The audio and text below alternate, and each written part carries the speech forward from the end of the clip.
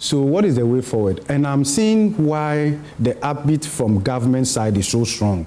Here you have a government that is talking about 24-hour economy. You are not even getting power for your 8-hour economy, right? Cycle that we are running.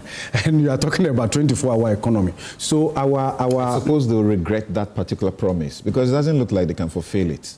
Anyway, back to the main subject. I mean, sometimes a good leader needs to tickle people a bit. It doesn't mean you accomplish that, right? So, said that, of course. So I believe they will make some progress, progressively.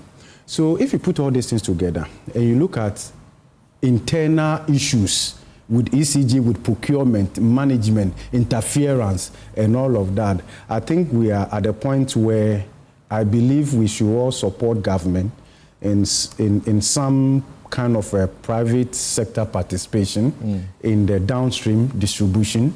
And I think that may be different from saying we are selling ECG.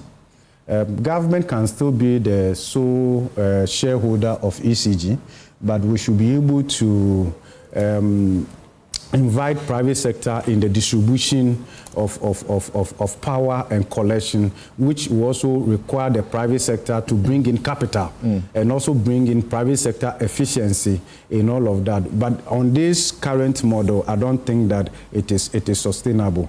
And I believe that there are structural reforms under the IMF-supported program with respect to how ECG ought to be managed.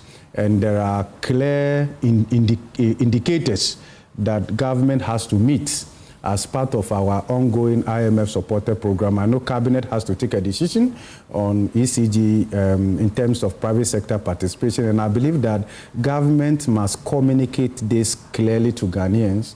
That is different from selling ECG as a company. ECG can still be a holding company, wholly owned by government of Ghana, but I think we should be able to invite private sector participation. As always, the staff are against it. They don't want to hear it. Change will be resisted because people want to preserve their comfort zone. And remember, they have the experience of the PDS scam. But even if you look at the PDS, the first few months and all of that, in terms of collection effort and the rest of them, because you see, when you see rots, you see inefficiency, it is possible some people are benefiting from it. It's possible some people's lifestyle is offloaded. You should hear the managers talk about how internally people appear to hijack and tweak some meter systems and all of that. It's like a den of thieves. Yeah, and I think that we need to break that.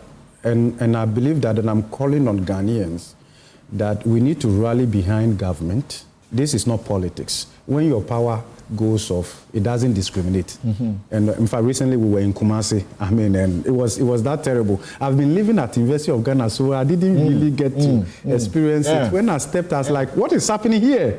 Is that what you guys go through every night and all of that? It was that bad, please. It was that bad. So please, let's do away with the politics. I'm expecting the minority in parliament because a lot of the reforms for which the current minister is implementing actually started with the previous administration as part of the IMF-supported program and the structural benchmarks about reforming the energy sector. And I think we need to do that so that we can have reliable, predictable power for our industrial uptake and the rest of them.